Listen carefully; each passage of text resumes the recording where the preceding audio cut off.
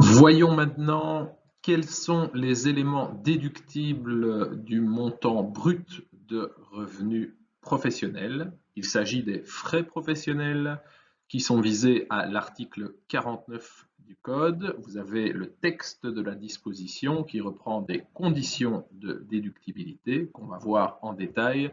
Lisez attentivement le texte de la disposition. Quatre conditions sont prévues pour la déduction des frais professionnels. La condition 1 et la condition 3 se recoupent partiellement. Première condition, le rattachement nécessaire à l'exercice de l'activité professionnelle, ce qu'on appelle le critère de causalité. Du point de vue de ce critère, vous allez distinguer trois types de dépenses. Les dépenses strictement professionnelles, déductibles, les dépenses strictement privées, non déductibles, et les dépenses mixtes, partiellement déductibles. À titre d'exemple de dépenses 100% professionnelles, les frais liés à l'acquisition de ce manuel d'impôt des personnes physiques sont 100% professionnels. C'est clair que ce n'est pas pour mon plaisir privé que je vais acheter ce livre. Et dès lors, il y a un rattachement plein de la dépense à mon activité professionnelle, donc c'est entièrement déductible. Exemple de dépense 100% privée qui ne doit pas être reprise au titre de frais professionnels. Quand je vais faire mes courses pour nourrir ma famille, eh bien, cette dépense n'a rien à voir avec l'exercice de mon activité professionnelle. Même si l'on pourrait dire que pour travailler, je dois en partie manger, mais non, c'est pas quelque chose, c'est avant tout pour satisfaire des besoins privés que je mange, et dès lors, ce n'est pas déductible. Il n'en demeure pas moins que certains contribuables essaieront de faire rentrer dans leur comptabilité la dépense privée et de la déduire. L'administration, après contrôle de ce contribuable, eh bien, peut venir critiquer, rejeter la dépense et inviter le contribuable à prouver le caractère professionnel de la dépense. Entre les deux, vous avez les dépenses mixtes, et là, il y a une proportion de une quotité professionnelle de la dépense qui est déductible. Par exemple, l'ordinateur que j'utilise dans le cadre de mon activité, eh bien, je ne l'utilise pas uniquement à des fins professionnelles, je l'utilise aussi pour mes loisirs privés. Il m'appartient de fixer un pourcentage et ce pourcentage pourra être remis en cause par l'administration. En la matière, un pourcentage de 5/7 paraît justifiable. 5/7, ça correspond aux 5 jours ouvrables de la semaine où on travaille. La concurrence de 2/7, eh bien, c'est une affectation privée. Mais cela pourrait être remis en cause et c'est à moi de prouver l'affectation professionnelle de mon ordinateur. À titre d'autres exemples de dépenses mixtes, vous verrez en annexe un avis de rectification dans lequel l'administration rejette les frais professionnels déduits par un contribuable. Le contribuable en question est un bourgmestre d'une commune. Et donc, dans ce document, avis de rectification, je renvoie au cours de procédure, c'est le document par lequel l'administration, après un contrôle, indique les raisons pour lesquelles elle entend rectifier la situation du contribuable. Ici, elle rejette simplement des frais professionnels déduits par ce contribuable, pas l'entièreté, mais une partie de ses frais. Alors, parmi les frais en question, vous avez les frais relatifs à un abonnement au journal le soir.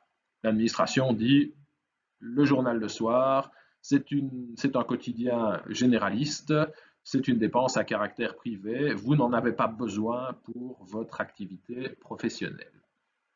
Et je dirais, la position en la matière, c'est que effectivement, une publication à caractère généraliste n'est pas déductible. Pour qu'on puisse déduire des frais de publication, il faut qu'on ait affaire à une revue spécialisée. Donc, par exemple, pour un avocat, les frais d'une revue juridique, il ne fait pas de doute que ça a un caractère professionnel. Les frais d'un quotidien à caractère généraliste, ce n'est pas déductible. Frais d'un quotidien à caractère généraliste utilisé par l'avocat en question dans mon cas. Hein, parce que si c'est un journal qui figure au cabinet dans la salle d'attente et qui est destiné aux clients, là on peut rattacher ça à l'activité professionnelle. Donc ça c'est la position générale. Il faut que la revue ait un caractère spécialisé pour être déductible.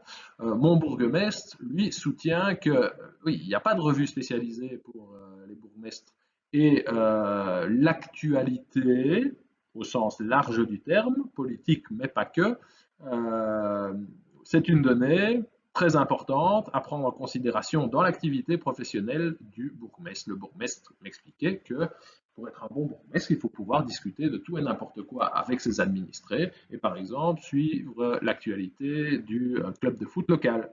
C'est tout à fait important. Dès lors, il soutient que sans l'exercice de son activité professionnelle, il n'exposerait pas cette dépense et donc il veut la déduire à 100%. Vraisemblablement, il faudra débattre avec l'administration d'un pourcentage d'affectation professionnelle de cet abonnement. Et là, c'est une discussion de marchand de tapis. Hein. Il faut essayer de se mettre d'accord. Et si on n'est pas d'accord, eh bien, oui, c'est un tiers qui décide. Il y a un contentieux judiciaire, à supposer qu'on est jusque-là, et c'est un tiers qui va déterminer ce pourcentage. Et il est entendu que la charge de la preuve, donc prouver le caractère professionnel de la dépense, ça, c'est le contribuable qui doit le faire, c'est pas l'administration. Voilà pour ce premier critère. Deuxième critère, il faut respecter le principe d'annualité. Une dépense est déductible l'année au cours de laquelle elle est exposée, pas avant, pas après. Quid des comptes de régularisation? Donc imaginez un contribuable qui expose une dépense à caractère professionnel, mais qui va porter sur plusieurs périodes imposables. Exemple, aujourd'hui, je paye un loyer professionnel qui va couvrir les 5 premières années. Si je suis soumis à des obligations comptables, eh bien, dans mon comptabilité, je vais tenir compte de ça par le biais des comptes de régularisation. Hein, et on va rattacher la dépense aux différents exercices comptables concernés. Et alors, quid d'un point de vue fiscal? Est-ce qu'on suit l'effet des comptes de régularisation et ma dépense est étalée sur plusieurs années? Ou alors, est-ce que je peux déduire tout aujourd'hui au moment où j'expose ma dépense? La réponse est la réponse 2, c'est aujourd'hui que je peux tout déduire. On ne tient pas compte à l'IPP des comptes de régularisation. On verra plus tard que ce n'est pas la même chose à l'ISOC. Et donc, hein, par rapport à ce que je vous disais autrefois, la comptabilité, c'est le point de départ pour déterminer le montant des revenus imposables. Et le droit fiscal donc, suit le droit comptable et sur certains points, il comporte des dérogations. Eh bien, ici, vous avez un exemple. Donc, normalement, si je suis ma compta, il y a un compte de régularisation et je dois tenir compte des effets de mon compte de régularisation. Sauf que l'article 49 et le principe d'annualité qu'il contient, eh bien, m'autorise ici à déduire l'entièreté de ma dépense. Troisième critère, le lien entre la dépense et les revenus imposables. Une dépense effectuée au titre de dépenses professionnelles me sert à engranger ou conserver des revenus imposables. Alors, à titre d'exemple de dépenses pour conserver des revenus imposables, voilà, les frais d'un conseil fiscal, ça ne sert pas à engranger des revenus, mais ça sert éventuellement à payer moins d'impôts, ça sert déjà à payer des impôts, mais rien que l'impôt qui est dû, et éventuellement ça me sert à payer moins d'impôts, donc ça me fait avoir plus de revenus imposables, donc ça a un caractère professionnel. Alors parfois le lien entre la dépense et le revenu peut être assez large. Exemple tiré de la jurisprudence, voilà un contribuable demandeur d'emploi qui déduit à titre de frais professionnels les frais de déplacement, ses tickets de train pour se rendre à un entretien d'embauche. Ici, le contribuable, il n'a pas encore d'activité professionnelle à proprement parler, mais il expose des dépenses en vue d'obtenir ses revenus professionnels, en vue de trouver un travail, et dès lors, la dépense est admise au titre de frais professionnels.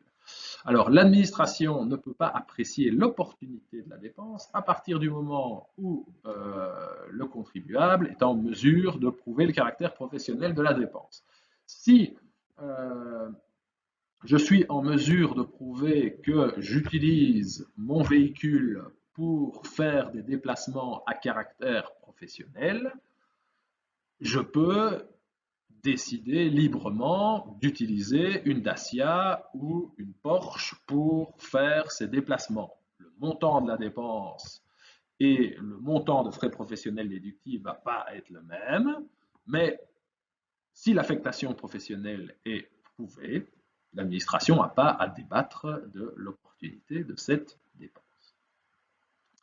Quatrième condition, la nécessité d'avoir des documents probants, des factures, des extraits de compte et de prouver de manière plus générale le caractère professionnel de sa dépense. Alors, deux tempéraments par rapport à cela. Il est possible, c'est prévu par la loi, pour certains groupes professionnels d'aller négocier des accords collectifs en vue de forfaitiser certains frais professionnels. Exemple, pour les avocats, le bâtonnier, donc le chef des avocats, est allé négocier avec l'administration un accord collectif qui vise à déterminer un montant forfaitaire qui pourra être déduit au titre de frais professionnels pour couvrir certaines dépenses. De quelles dépenses s'agit-il? De frais de représentation, comme des cadeaux d'affaires, des frais de publication, petites publications sans facture, des frais de bureau et des frais d'entretien. Un montant forfaitaire a été négocié, c'est un pourcentage des revenus taxables, un petit pourcentage, et l'avocat peut se baser sur cet accord pour dire, OK, en ce qui concerne ces postes de frais, je n'ai pas besoin de rapporter la preuve et je peux me baser sur l'accord. Il n'est pas obligé de se baser sur l'accord, hein, il peut tout à fait rapporter la preuve sans revendiquer l'accord, utiliser le système des frais réels. Donc, premier tempérament. Deuxième tempérament, au-delà de ces accords collectifs, il est possible d'aller négocier des accords individuels avec l'administration. Donc un contribuable particulier qui va négocier un montant forfaitaire de frais professionnels. Ça arrive souvent dans la pratique où c'est l'employeur qui prend l'initiative d'aller négocier un montant de frais professionnels forfaitaires pour ses employés. Donc, c'est l'employé qui va pouvoir recourir au montant forfaitaire. Exemple que j'ai connu, voilà une ambassade qui emploie certaines personnes qui sont salariées et taxées en Belgique. Ce n'est pas le cas de tous les membres du personnel d'une ambassade. Et cette ambassade approche l'administration pour convenir d'un montant forfaitaire de frais professionnels déductibles dans le chef de ses employés. Et ces frais professionnels vont couvrir des frais de bureau à domicile, donc l'employé a son bureau à domicile dans lequel il travaille partiellement, il doit équiper ce bureau, il doit s'acheter un ordinateur, il y a les frais de communication qui en dépendent. Cela, on va le forfaitiser et le négocier. Premier poste, deuxième poste, aussi des frais de représentation. Le salarié de l'ambassade doit régulièrement se rendre à des réceptions, à des meetings pour représenter l'ambassade, pour assister à ces meetings. Il doit exposer des frais, notamment des frais d'habillement, des dépenses lors du meeting pour payer à boire, à manger. Voilà, on essaye de forfaitiser un montant qui pourrait être déduit au titre de frais professionnels. Donc voilà le genre d'accord individuel qui peut être conclu par le contribuable. Ici, c'est l'employeur qui représente ses employés. Alors, ces possibilités de négocier des forfaits, il ne faut pas les confondre avec les frais professionnels forfaitaires que l'on verra plus loin. Là, c'est un régime légal où les montants sont déterminés pour tout le monde. Hein, ici, c'est une partie des frais réels qui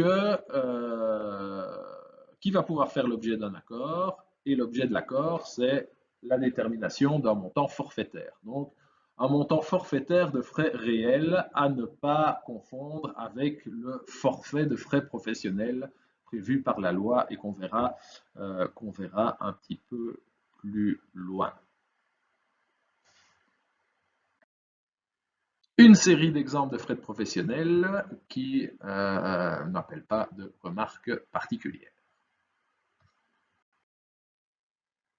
Après les conditions de déduction des frais professionnels et les exemples de ceux-ci, voyons maintenant le concept de dépenses non admises, ce qu'on appelle les DNA.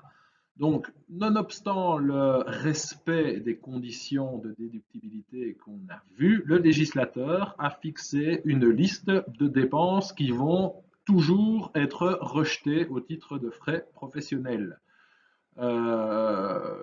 Parfois, le rejet de la déduction est total, parfois il est partiel.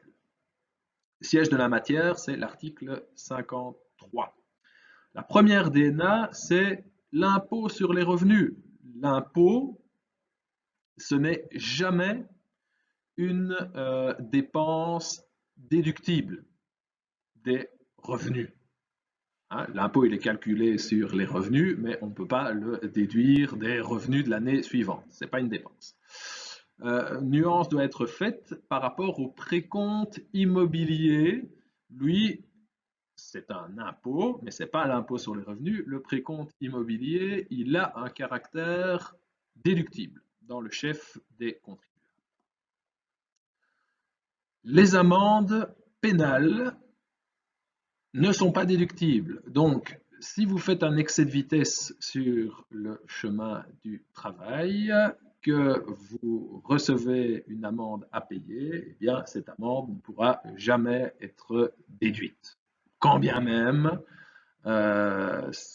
c'est dans le cadre de votre activité que vous avez commis l'infraction.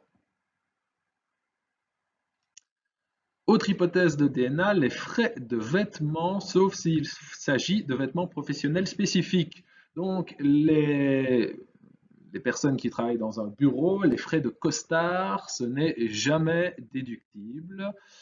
Il faut donc un uniforme spécifique pour que ce soit déductible. La robe de l'avocat, la robe de l'infirmière, la blouse de l'infirmière, les combinaisons que le personnel hospitalier, ils doivent les financer eux-mêmes, mettent dans l'exercice de leurs fonctions, ça c'est déductible, mais pas les costumes. 31% de la quotité professionnelle des frais de restaurant est une DNA. Alors, lorsqu'un contribuable est amené à exposer des frais de restaurant dans le cadre de son activité professionnelle, il pourra seulement déduire 69% hein, du montant de la dépense. Les 31% restants sont non déductibles. Il est entendu que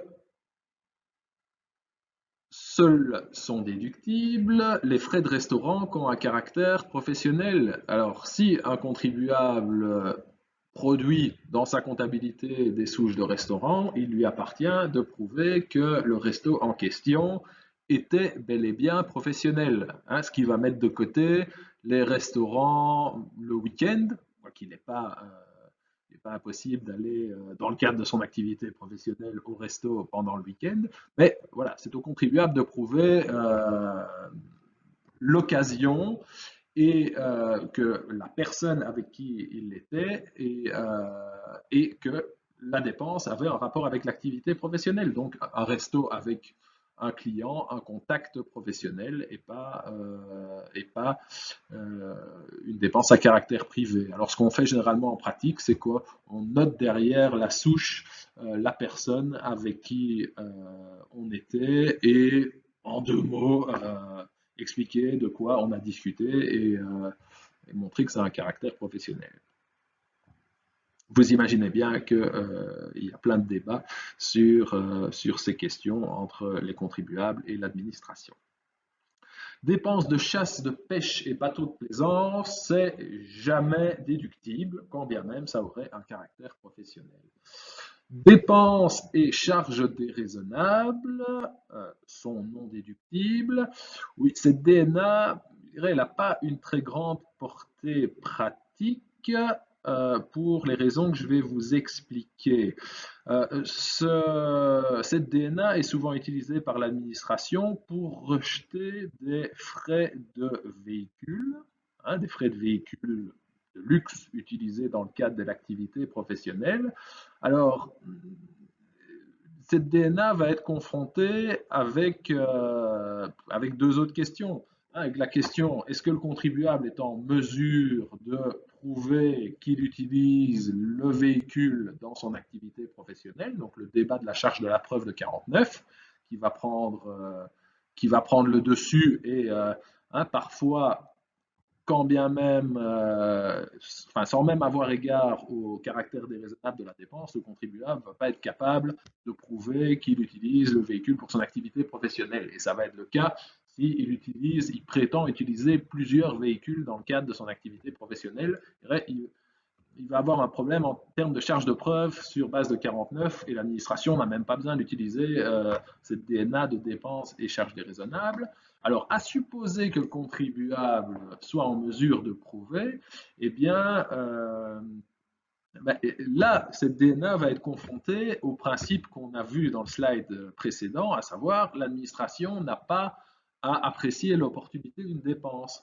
Et là, voilà, on va avoir une espèce de débat subjectif entre l'administration, le contribuable et le juge qui tranche et souvent, la décision va confirmer que l'administration n'a pas apprécié l'opportunité de la dépense et dès lors, le juge va conclure que la preuve du caractère déraisonnable de la dépense n'est pas prouvée. Et c'est souvent là-dedans, sur ce terrain des frais de véhicule, que c'est utilisé et voilà, rarement avec succès. Une autre question qui s'est posée par rapport à ces dépenses et charges déraisonnables, c'est la question de savoir si un contribuable exerce une activité qui est systématiquement en perte, donc qui génère un montant de dépenses supérieur au revenu qui fait qu'in fine, il y a des pertes qui sont censées être récupérables. Est-ce que oui, l'administration admet la déductibilité des dépenses qui se transforment en pertes? Et parfois, l'administration dit « je rejette vos pertes parce que l'exercice de l'activité déficitaire pendant une longue période est déraisonnable ». Rarement accueilli par la jurisprudence, mais utilisé par l'administration. 50% des frais de réception et cadeaux d'affaires sont non déductibles. Donc, si vous organisez une fête au bureau, les frais seront au maximum déductibles à concurrence de 50%. En ce qui concerne les frais de voiture, je vous renvoie à ce que je vous dirai un petit peu plus tard. Et autre cas de DNA, les avantages sociaux qu'on retrouve encore ici, hein, qu'on avait vu dans la catégorie revenus professionnels, ATN, sous-catégorie d'ATN, avantages sociaux, pas taxables dans le chef du travailleur et non déductibles dans le chef de l'employeur. Eh bien, ici, on se place du point de vue de l'employeur, on aborde la question des frais professionnels. Eh bien, les avantages sociaux sont une DNA dans son chef. Exemple, les frais de chèque repas. On revoit le même concept, mais ici sous l'angle de la personne qui expose la dépense. Poursuivons l'étude des DNA. Article 54. Les intérêts, redevances ou rémunérations de prestations ou de services payés ou attribués à un non-résident établi dans un paradis fiscal. Donc ces sommes ne sont pas déductibles, à moins que le contribuable ne justifie par toute voie de droit qu'il répond à des opérations réelles et sincères et qu'il ne dépasse pas les limites normales. Donc des sommes payées à des bénéficiaires établis dans des paradis fiscaux. Ce n'est pas déductible, sauf si on prouve que l'opération a un caractère réel et sincère et qu'elle ne dépasse pas les limites normales. Alors, cas d'application, imaginez un contribuable qui paye annuellement une redevance d'un montant très important pour l'utilisation d'un logiciel informatique à un bénéficiaire établi dans un paradis fiscal, donc par exemple au Panama. Donc l'administration, elle voit cette dépense, elle dit « Ok, je la rejette, mais contribuable, vous devez me prouver que l'opération est réelle et sincère, premièrement. Hein, donc derrière cela, il y a un véritable logiciel que vous utilisez et qui vous a été mis à disposition par la personne que vous rémunérez. Premier élément de preuve. Deuxième élément de preuve, vous devez prouver que le montant que vous payez ne dépasse pas les limites normales.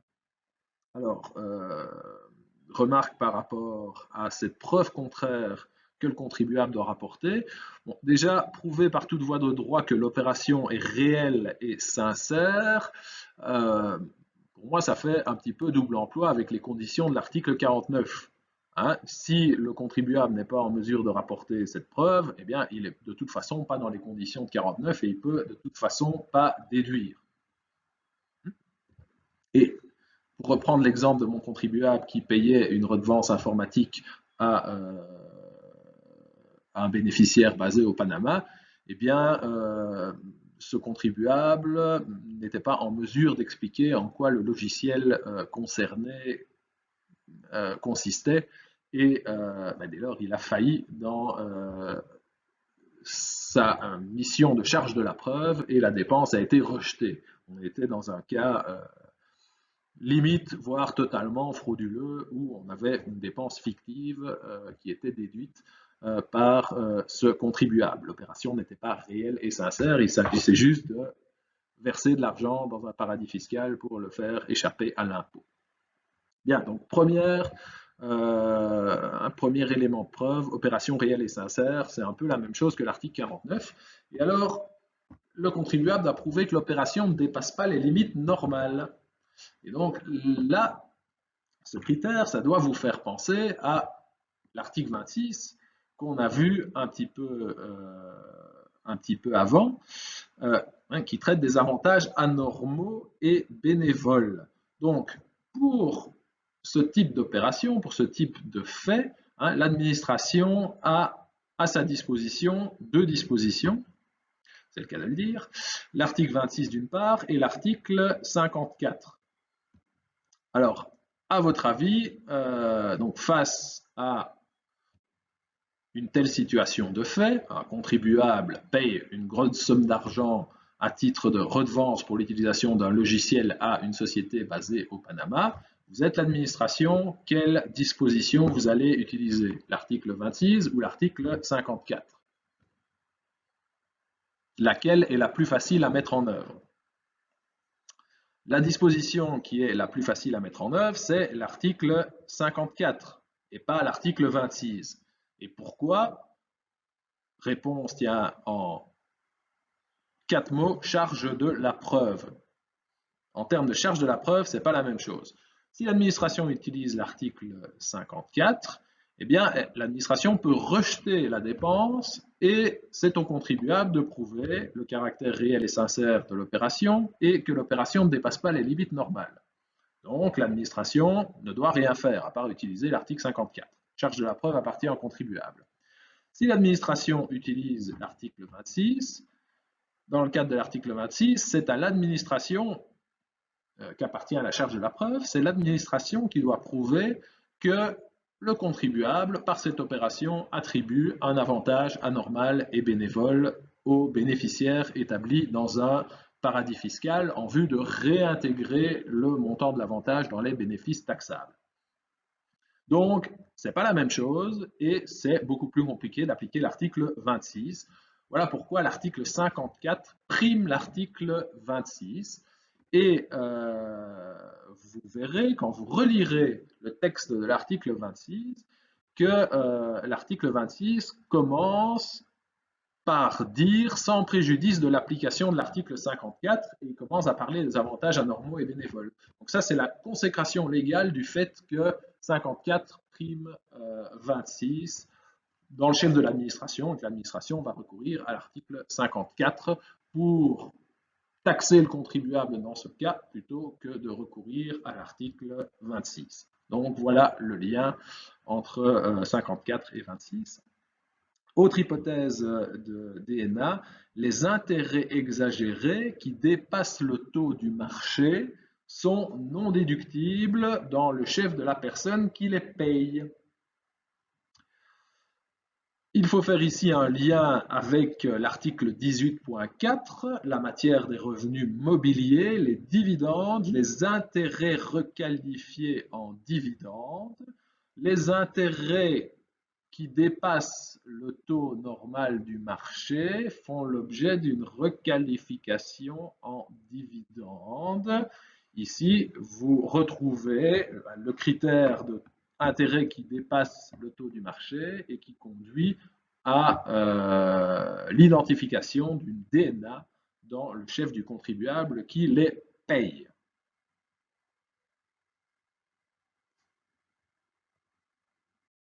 L'article 57 traite d'une formalité particulière à respecter pour que certains frais soient déductibles, en plus de respecter les conditions visées à l'article 49. Alors cette formalité, c'est la fiche de rémunération qui doit être établie par le débiteur de ces frais. Alors, ça vise de manière large les rémunérations, donc l'employeur qui paye son employé. Bien sûr que la rémunération a un caractère professionnel et que les conditions de l'article 49 sont respectées. En plus du respect de ces conditions, l'employeur doit émettre une fiche de rémunération, donc c'est une pièce justificative supplémentaire qui doit être émise pour que la dépense soit déductible. Si la fiche de rémunération n'est pas émise, eh bien la dépense n'est pas déductible. Ça vise les rémunérations au sens large, donc les commissions attribuées aussi à des tiers, également des honoraires attribués à des personnes qui exécutent certaines prestations en faveur de l'entreprise qui déduit la dépense. Cette fiche de rémunération, donc elle doit être établie par la personne qui expose la dépense, mise à disposition du fisc et elle va servir à la taxation du bénéficiaire. Hein, pour les employés, le montant qui figure dans les fiches de rémunération dressées par l'employeur, il est pré-rempli dans la déclaration d'impôt de l'employé. Article 57, donc, une condition supplémentaire pour les frais de rémunération pour admettre la déduction, l'émission d'une fiche de rémunération. Un mot sur les vrais frais forfaitaires par opposition aux frais réels, donc les frais forfaitaires qui sont visés à l'article 51. Pour les contribuables qui recueillent des rémunérations, des profits, mais aussi des bénéfices, en ce qui concerne les bénéfices, c'est une nouveauté à partir de l'exercice 2019, ainsi que je l'ai déjà dit. Ces contribuables, s'ils ne déclarent pas un montant de frais professionnels réel dans leur déclaration, eh bien, ils se voient attribuer un montant forfaitaire de frais professionnels qui est fixé par la loi. Donc, c'est le système des frais réels ou le système des frais forfaitaires qui va s'appliquer. Et c'est au choix du contribuable. Alors, petite question, quand est-ce qu'un contribuable a intérêt de déclarer ses frais réels plutôt que ses frais forfaitaires? Eh bien, dans l'hypothèse où les frais réels vont être plus importants que le montant de frais forfaitaires, tout simplement. Alors, dans la suite du slide et dans les slides qui suivent, je vous ai mis les dispositions qui prévoient le montant de frais forfaitaires pour les travailleurs et aussi pour les titulaires de profession libérale au cours de plusieurs exercices. Comme ça, vous pouvez voir l'évolution au cours des dernières années en termes de montant.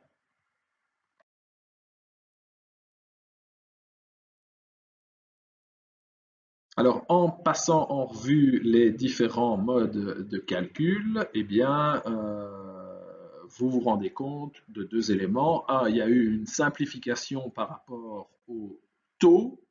Hein. Aujourd'hui, il y a un seul taux, alors que dans le passé, il y en avait beaucoup plus. Et aujourd'hui, le seul taux, il est plus élevé que l'échelle de taux que vous aviez dans le passé. Et le montant du plafond maximum que l'on peut déduire, il a aussi augmenté de l'ordre de 1000 euros hein, entre 2015 et 2020, exercice d'imposition. Et alors, ces adaptations sont les conséquences du tax shift décidé par le précédent gouvernement où on veut diminuer la pression fiscale sur les revenus du travail et la déplacer vers d'autres types de revenus. Eh bien, ici, on vient diminuer la pression fiscale sur les revenus du travail en augmentant le montant de frais forfaitaires que l'on peut déduire au titre de frais professionnels. Un mot sur la déduction des frais d'amortissement. C'est un point qu'on reverra en détail à l'impôt des sociétés, avec des règles particulières à l'impôt des sociétés, mais un socle de règles communes à l'IPP et à l'ISOC. Alors, d'un point de vue pratique, partons de la comptabilité. Dans la comptabilité du contribuable, il y a des amortissements qui sont actés, donc qui sont des charges au compte de résultat. En principe, ces amortissements pratiqués dans la comptabilité constituent des frais professionnels dans le chef du contribuable. C'est le principe. À titre d'exception, le droit fiscal va prévoir certaines règles particulières en matière de déduction des amortissements. Et le cas échéant, il va y avoir donc une distorsion entre la comptabilité et la fiscalité. Vous aurez un amortissement sur le plan comptable, mais fiscalement, cet amortissement ne va pas constituer une dépense déductible. Et une correction va devoir être opérée. Et cette correction, c'est la prise en compte d'une DNA, l'amortissement qui est rejeté. Donc, il y a deux terrains de jeu, et le terrain de jeu qui nous concerne, c'est le terrain de jeu fiscal qui est indépendant du terrain de jeu comptable. En principe, c'est la même chose, mais dans la mesure où le droit fiscal comporte des dérogations, eh bien, nous, fiscalistes, on applique les dérogations. Voilà d'un point de vue pratique. D'un point de vue juridique, l'amortissement sur le plan comptable, il consiste à étaler le coût d'un investissement en fonction de la durée probable d'utilisation du bien. Ça, c'est la justification de l'amortissement sur le plan comptable. Sur le plan fiscal, la dépense d'amortissement est déductible dans la mesure où elle présente un caractère nécessaire, où elle correspond à une dépréciation de la valeur du bien au cours de la période imposable. Ça, c'est le critère théorique, juridique, qui justifie la déduction au titre de frais professionnels des amortissements. Donc, le point de départ, c'est la pratique comptable qui va être admise, reprise sur le plan fiscal. Par exemple, en règle générale, un ordinateur est amorti sur 3 ans, un véhicule automobile est amorti sur 5 ans. Le droit fiscal va suivre et permettre la déduction au titre de frais professionnels des sommes amorties. Alors, voyons l'étude des règles particulières. Tout d'abord à l'article 62 qui traite spécifiquement des frais accessoires et des frais d'établissement. Je renvoie à la notion comptable de frais d'établissement, qui renvoie plus à une pratique aussi de constitution de société, mais ça peut très bien se concevoir à l'IPP quand préalablement au démarrage de votre activité, vous faites appel à des conseils. Ces frais de conseil peuvent, le cas échéant, être immobilisés et amortis en fonction de leur valeur. Alors, par frais accessoires, je vous donne un exemple. Frais accessoires à l'acquisition d'un immeuble, ce sera par exemple les droits d'enregistrement payés lors de l'acquisition de cet immeuble. Alors, en ce qui concerne les frais d'accessoires et les frais d'établissement, fiscalement, indépendamment des règles comptables qui seront suivies, on peut soit décider d'amortir intégralement le montant des frais accessoires la première année, ou alors on procède par un système d'annuités fixes. Alors le nombre d'annuités, c'est au choix du contribuable. On peut décider d'amortir les frais accessoires au même rythme que le principal. Si je pense à un immeuble, eh bien, le montant des frais accessoires pourra être amorti en 33 ans comme l'immeuble. Il suit le principal, l'accessoire et l'accessoire d'un principal, ici l'immeuble. Ou, autre hypothèse, le contribuable peut décider de prendre un montant d'annuités, mais qui n'est pas le nombre d'annuités applicables au principal. Donc il peut décider de les déduire sur 5 ans ou sur 10 ans. Donc l'article 62 laisse une grande latitude aux contribuables pour déterminer comment les frais accessoires et les frais d'établissement vont être amortis. L'article 63 vous parle spécifiquement des immobilisations incorporelles et prescrit sur le plan fiscal que ces immobilisations fassent l'objet d'amortissements par annuité fixe dont le nombre ne peut être inférieur à 5 ans, 5 annuités, et dans le cas spécifique de l'immobilisation incorporelle portant sur des investissements en recherche et développement, le nombre ne pourra être inférieur à 3 annuités. Donc, minimum 5 ans dans tous les cas, minimum 3 ans dans le cas des investissements en recherche et développement, et ce, peu importe ce que prévoit la comptabilité. Si vous décidez, et que comptablement ça se justifie, d'amortir les immobilisations sur 2 ans, très bien, votre compta les amortira sur 2 ans et il n'y a pas de modification à apporter à la comptabilité. C'est juste que la dépense qui est inscrite dans votre compta va être rejetée à concurrence d'un certain montant pour faire en sorte que l'immobilisation incorporelle soit amortie fiscalement sur 5 ans ou 3 ans dans l'hypothèse d'un investissement en recherche et développement.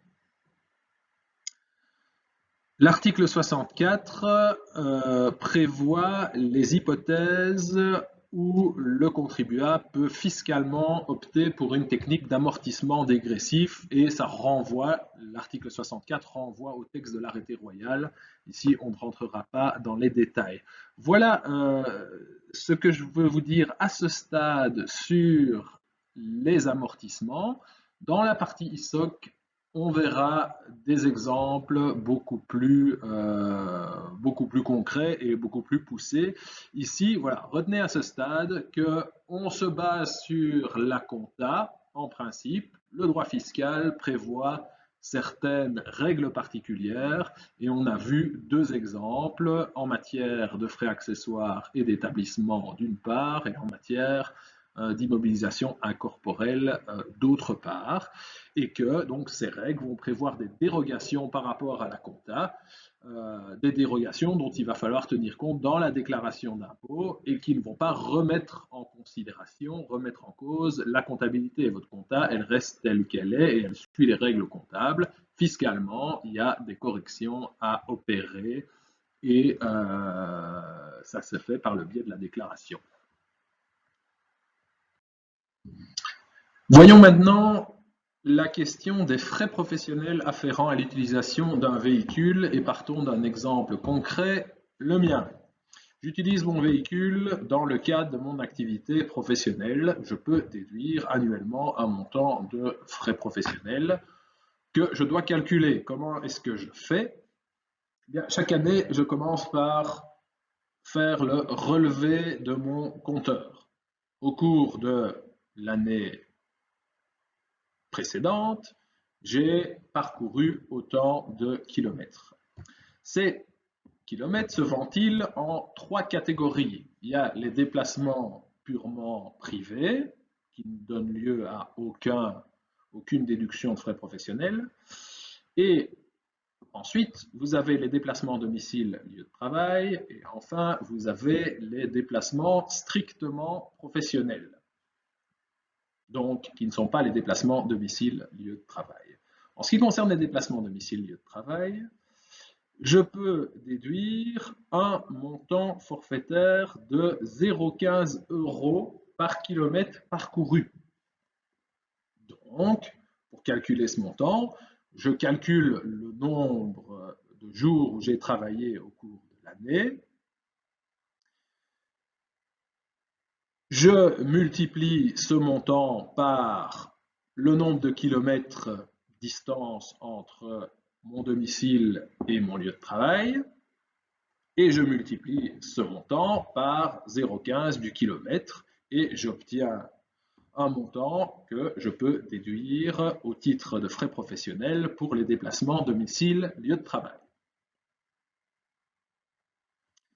En ce qui concerne enfin les déplacements strictement professionnels, donc dans mon cas, ça viserait les déplacements que j'effectue depuis le bureau pour aller au tribunal, pour aller voir des clients, pour aller à l'ICHEC.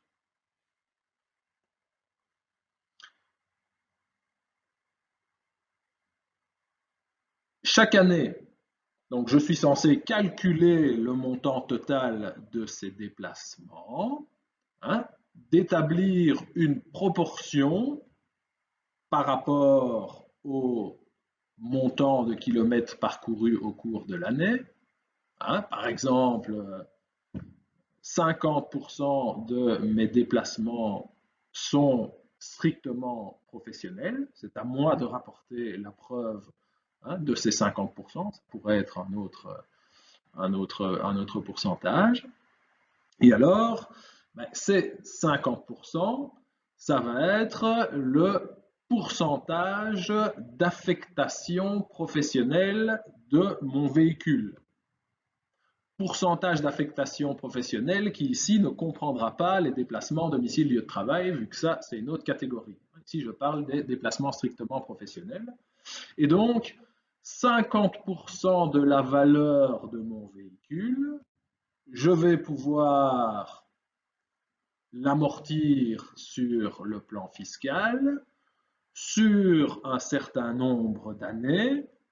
En la matière, je vais prendre le nombre d'annuités d'amortissement habituelles, hein, sur 5 ans. Donc j'amortis 50% de la valeur de mon véhicule sur 5 ans. J'obtiens une annuité d'amortissement que je vais pouvoir déduire, mais que je vais pouvoir déduire à concurrence d'un certain pourcentage qui est fixé par la loi. Alors, dans le passé, avant l'exercice d'imposition 2019, ce montant était de 75%. Donc, sur mon annuité d'amortissement déductible, 50% de la valeur de mon véhicule sur 5 ans, eh bien, je prends 75% de cette valeur et c'est ça que je peux déduire. Ça, c'était dans le passé. Aujourd'hui, ce taux de 75%, il varie en fonction des émissions de CO2 de mon véhicule. Alors, pour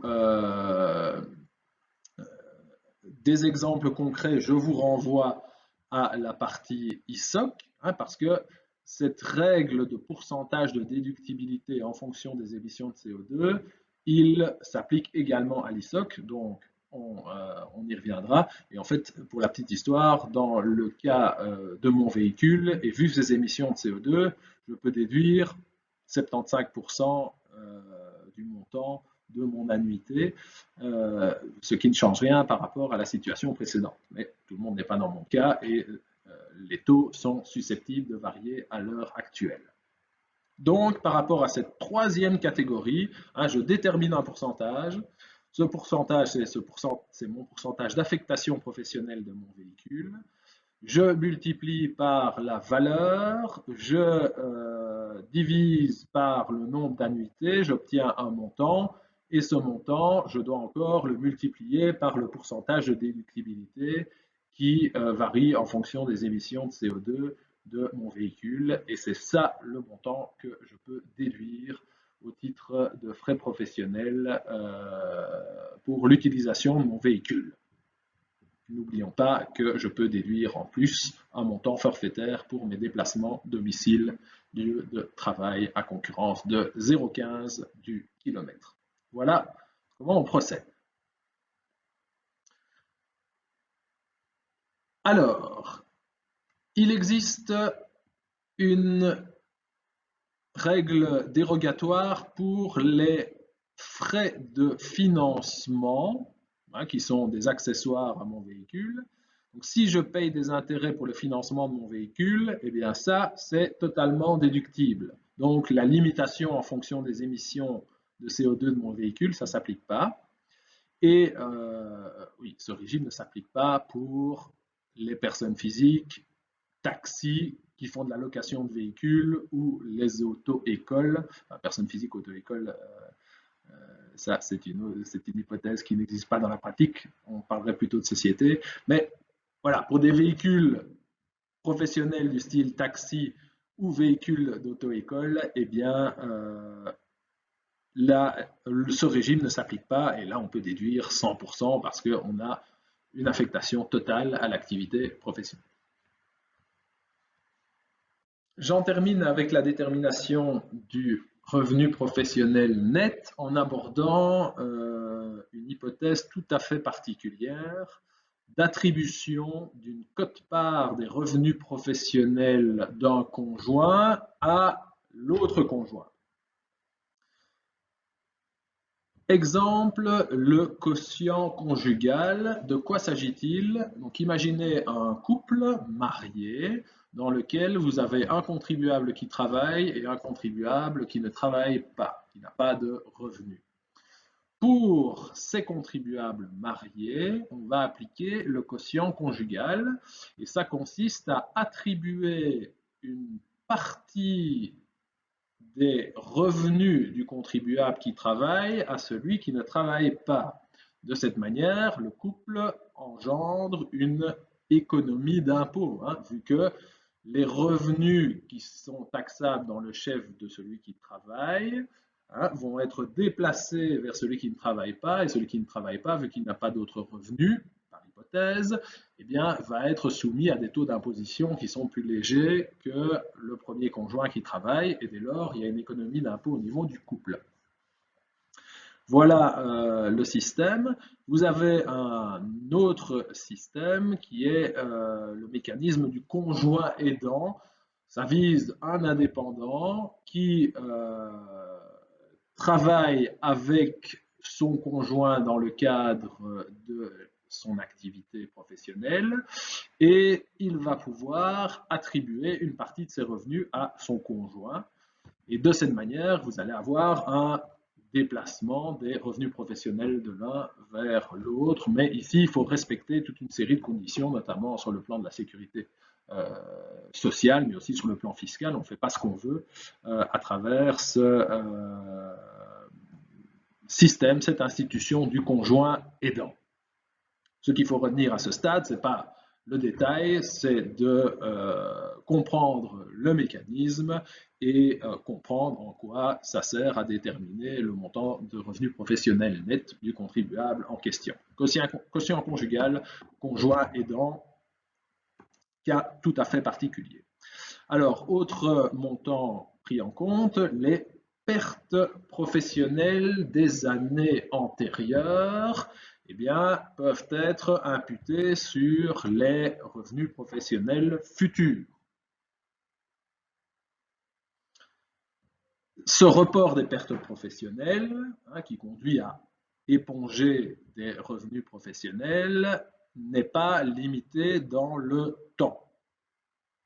Donc, les pertes, elles existent tant qu'elles sont là et tant qu'elles n'ont pas été utilisées pour s'imputer sur des revenus professionnels. Pas de limitation dans le temps et l'imputation se fait sur les bénéfices futurs.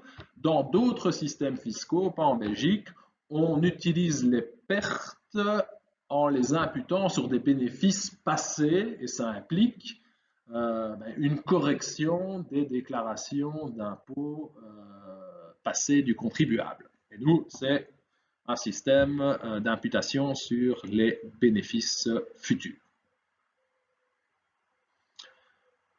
Un petit mot de rappel sur l'article 79. qui est une règle de limitation de l'imputation des pertes. Les pertes professionnelles ne sont pas imputées sur la partie des revenus qui provient d'avantages anormaux et bénévoles. Ici, dans le chef de la société bénéficiaire ou de l'entreprise personne physique bénéficiaire que va s'appliquer ce mécanisme. Pour mémoire, c'est ici qu'on devrait parler du mécanisme du précompte professionnel ou des versements anticipés, qui sont de vrais précomptes, ce sont des acomptes sur l'impôt, mais il n'y a rien à en dire à part ce que vous connaissez déjà sur base de votre cours de comptabilité.